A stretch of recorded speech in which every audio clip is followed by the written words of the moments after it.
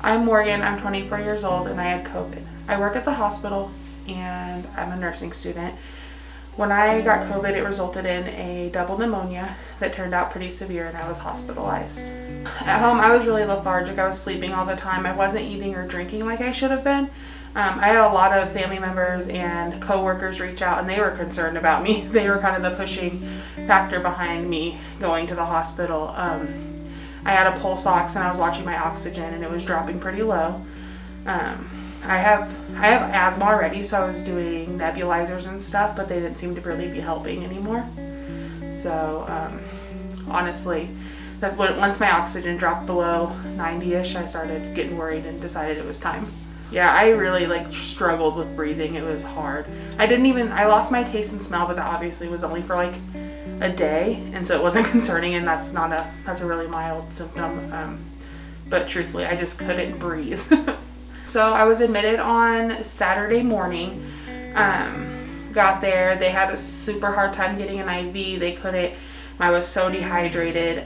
They ended up having anesthesia come in. They stuck me a couple times, finally got one. That day, they put me on, started out 2 liters of oxygen, which was good, but it seemed like every time they'd put me on some oxygen and I would be okay with it, my lungs just kept getting weaker, almost like they needed to give up for a minute and get their strength back. So I ended up being on 6 liters by the end of Saturday with a mask because I wasn't tolerating the nasal cannula well. They started remdesivir and they started doing plasma. I got 2 units of plasma. I think I got my second one on Sunday.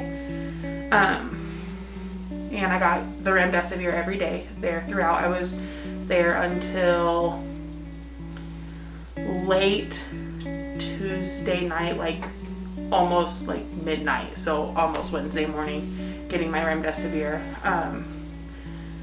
Saturday night, I was dropping a lot. I couldn't go to sleep or my oxygen was dropping, and I was on the floor where I work, and I think that really played in my favor. They were all very worried and very concerned that their next step they needed to do was put me on Vapotherm, which is a high flow oxygen.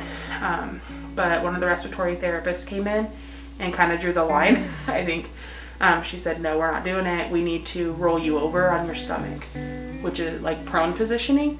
And a lot of people don't know about it, but it really changed it for me, honestly. So they laid me on my stomach and I laid there for almost 24 hours on my stomach, where I guess the gravity helps expand your lungs, and it turned me around quite a bit. So by Monday night, I was only on 2 liters of oxygen and was up walking, whereas days before that, it took everything. I would drop into low 80s, high 70s trying to walk.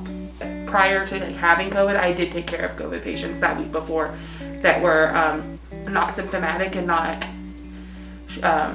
displaying any bit of being sick, but we tested to send them elsewhere or to do something else with them, and they came up positive.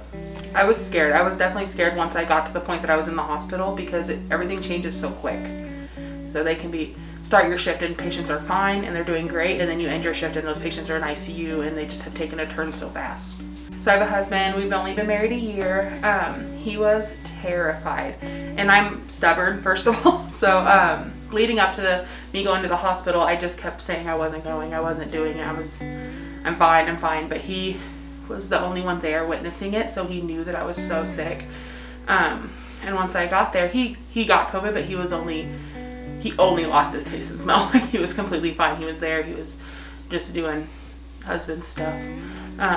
He was terrified. I know he was calling my mom. He was calling his mom. He was calling our whole family, my sister, our whole family, just freaking out. Didn't know. He was worried I wasn't going to make it, honestly.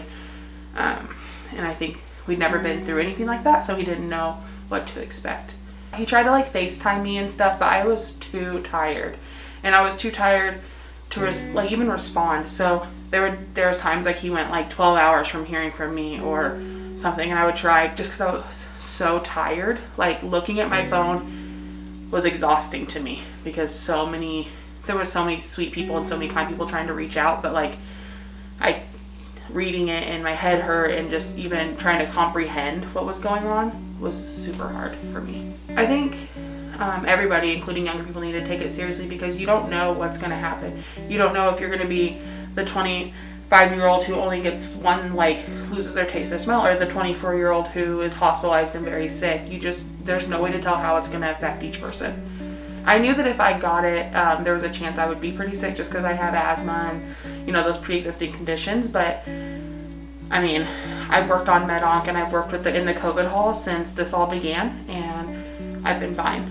I haven't had any symptoms. I haven't anything. I made it this far. I got it December 4th was when I tested positive. So I made it however many months and I was doing fine. And then, I don't know, you just kind of get caught in the sense of thinking that it's for the elderly people or who needs to worry about it, or the severely immunocompromised people, and you just don't think that you're going to be the one that gets really sick. It all came out that we were getting it while I was still in the hospital, so I wasn't super up with all what was going on.